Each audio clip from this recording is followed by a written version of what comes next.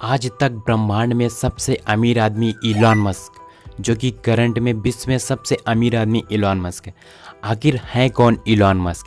Elon Musk एक fastest, futuristic, barrier free thinking. ये हमेशा फ्यूचर को कंट्रोल करना चाहते हैं। कल का दिन कैसे आने वाला, फ्यूचर क्या आने वाला है, उसको वो कंट्रोल करना जानते हैं। बैरियर फ्री थिंकिंग, सोचने की कोई लिमिट नहीं।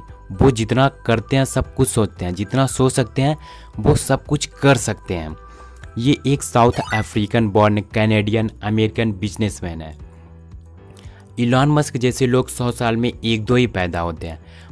इलॉन मस्क बचपन में बहुत ज़्यादा बुक्स रीड किया करते थे। इतना ज़्यादा बुक पढ़ते थे कि उतना एक ग्रेजुएशन बंदा नहीं पढ़ पाता था, जितने ये 10 से 12 साल की एज में पढ़ते थे।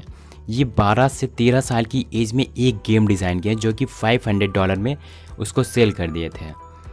ये दिन भर में 10, 12, 15, 18 घंटे तक पढ़ा करते थे। ये कहते हैं कि प्रॉब्लम, सबसे बड़ी प्रॉब्लम है सल्यूशन ढूंढना। Looking for the solution is the biggest problem. Problem नहीं, सल्यूशन ढूंढना बड़ी प्रॉब्लम है। इलॉन मस्क की कंपनी में अगर कोई बोल देता है कि सर ये नहीं हो पाएगा, तो उस व्यक्ति का उस दिन कंपनी में आखिरी दिन होता था।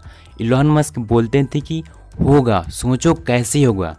गोल को नहीं बदलना है, तरीके बदलो। रिजल्ट चाहिए, तरीका बदलो, तब रिजल्ट मिलेगा। पहली बार में वो सही व्यक्ति हायर करते थे।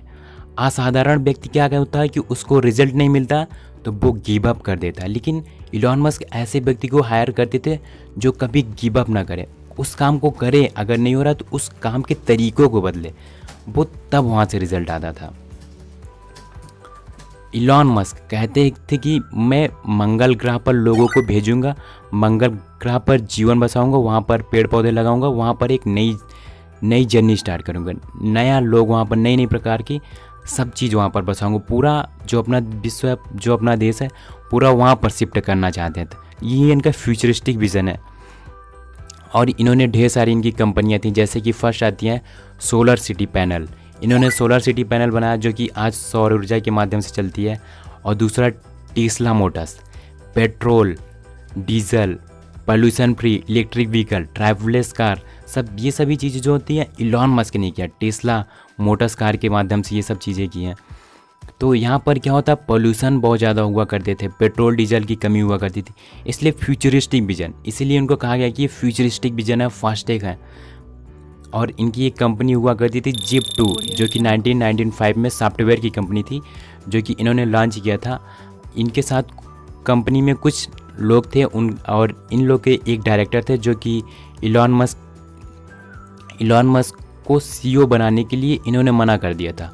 और इलॉन मस्क को इन्होंने कंपनी से निकाल दिया था। इनके जो डायरेक्टर थे वहाँ पर इनको $22 मिलियन मिला था। $22 मिलियन यानी कि 154 करोड़ के आसपास ही आता है। तो इनको जब निकाल दिया गया तो ये चाहते कि जो इनको पैसा मिला था कंपनी में $22 मिलियन, तो ये चाहते थे तो ऐश कर सकते, लेकिन इन्होंने ऐसा नहीं किया।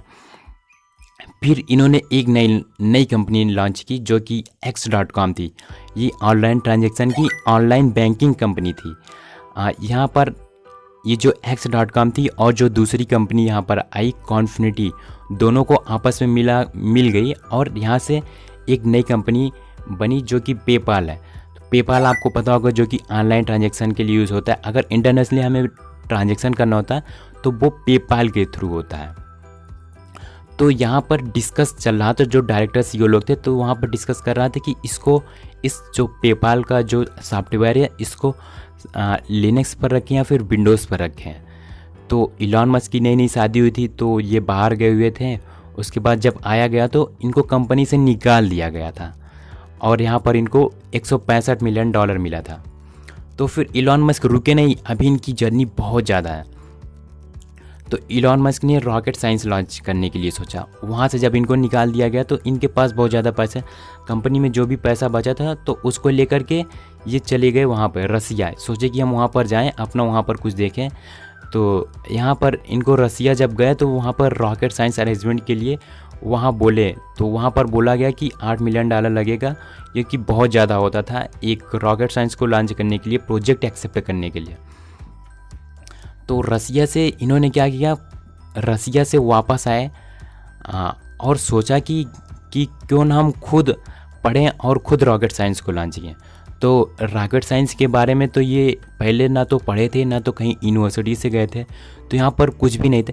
तो इन्होंने क्या किया, रॉकेट साइंस के बारे में पढ़ा, बुक पढ़ा, इंटरनेट से पढ़ा, सभी चीज़ों को पढ़ा और उसी चीज़ों को प्रैक्टिकली इन्होंने अप्लाई करना शुरू कर दिया। ना कहीं यूनिवर्सिटी गए ना ही कहीं कुछ। इससे ये साबित होता है कि अगर हमको लाइफ में कुछ पढ़ना है, कुछ करना है, तो हम बुक की सहायता से, इंटरनेट की सहायता से कुछ भी कर सकते हैं। जब ये इलॉन मस्क जैसे बंदे रॉकेट साइंस लॉन्च कर सकते हैं तो ये नॉर्मल चीज़ें हम लोग तो कर ही सकते हैं। इतना ज़्यादा विज़न इनका क्लियर था कि रॉकेट साइंस लॉन्च करने के लिए। जब इन्होंने फर्स्ट अटैम्प्ट में रॉकेट साइंस लॉन्च किए तो फिर वहाँ पर आग लग गया, तो वहाँ से वो नहीं लॉन्च हो पाया। उसके बाद इन्होंने सेकेंड अटैम्प्ट ट्राई किया, सेकेंड स्पेस में गया बट ऑर्बिट में नहीं पहुँच पाया, उसके पहले ही ये क्रैश हो गया। उसके बाद इन्होंने थर्ड अटैम्प्ट अप्लाई किया। जैसे ही थर्ड अटैम्प्ट अप्लाई किया तो ऑर्बिट में जाते जाते क्रैश हो गया। उसके बाद फेल्ड हो गया। इनके पास कुछ भी नहीं था, नासा से फंड मिला था, वो सब कुछ ख़त्म हो गया। इनको बोला गया कि तुम अब नहीं कर सकते हो, मत करो। और इलॉन मस्क ने इनके पास जितनी भी बैक साइड से कंपनियों में जितना भी पैसा मिला था सब कुछ इस रॉकेट साइंस में लगा दी। इनके पास कुछ भी नहीं था और ये जो घर है रेंट पर लेकर रहने लगे। सब कुछ ज़मीन जायदाद जितनी थी सब कुछ बेच गया। तो फिर तब इलॉन मस्क बोले कि एक ट्राई और करूँगा। जब नासा हर एक सभी जगह से इनको बोला गया कि आप नहीं कर सकते हो, तो इलॉन मस्क ने बोला कि हमें एक ट्राई और करूँगा। क्या क्रेज़ी आदमी थे। He made a crazy announcement. बोले कि चौथा लॉन्च करने वाला हूँ, बहुत ही जल्द चौथा लॉन्च करने वाला हूँ। 3 महीनों में इन्होंने चौथा लॉन्च सक्सेसफुली हो गया और वहाँ से जो रिज़ल्ट आया, जो इनका रॉकेट साइंस है पूरा ऑर्बिट तक गया और रिटर्न भी होकर आया। तो यहाँ पर हमें इलॉन मस्क की हिस्ट्री से सीखने को मिलता है कि अगर हमें लाइफ में अपने कुछ करना है तो हम किताबों को पढ़ के और इंटरनेट से पढ़ करके बहुत सारी चीज़ें कर सकते हैं। अगर लाइफ में कुछ करना है तो सब कुछ हम कर सकते हैं, कुछ भी इम्पॉसिबल नहीं। सो दोस्तों, इलॉन मस्क की स्टोरी कैसी लगी कमेंट बॉक्स में कमेंट करके ज़रूर बताएं और हमारे यूट्यूब चैनल को सब्सक्राइब करें ताकि ऐसे इन्फॉर्मेशन वीडियो आप मिस ना कर पाएँ। And guys, finally thank you for watching this video.